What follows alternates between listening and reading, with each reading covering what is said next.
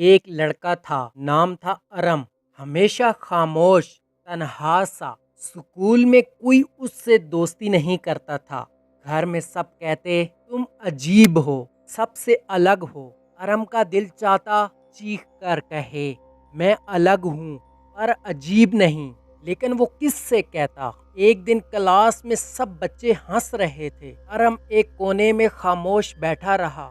اس نے مزاح کو سمجھنے کی کوشش کی، لیکن لوگ اسی پر ہنسنے لگے۔ یہ اتنا سنجیدہ کیوں رہتا ہے؟ ہمیشہ خاموش کیوں رہتا ہے؟ اس دن اس نے سر جھکا لیا، لیکن دل میں صرف ایک سوال تھا، کیا میری خاموشی میری کمزوری ہے؟ اسی شام ارم لائبریری گیا۔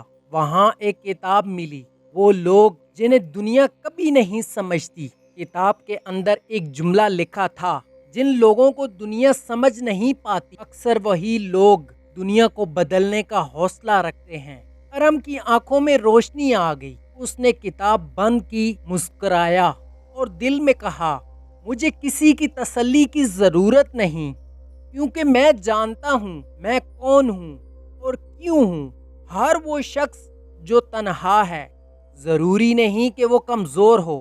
بعض اوقات جو سب سے خاموش ہوتا ہے وہی سب سے زیادہ جانتا ہے۔ اگر دنیا آپ کو نہ سمجھے تو پریشان نہ ہوں، بس خود کو سمجھنا سیکھیں، کیونکہ خود کو سمجھ لینا دنیا کو جیتنے سے بڑا ہنر ہے۔ اس طرح کی مزید امیزنگ، موٹیویشنل، سیلف ڈیولپمنٹ پر سٹوریز دیکھنے کے لیے ہمارا یوٹیوب چینل سبسکرائب کریں، لائک کریں، شیئر کریں، کومنٹس کریں۔ Thanks for watching.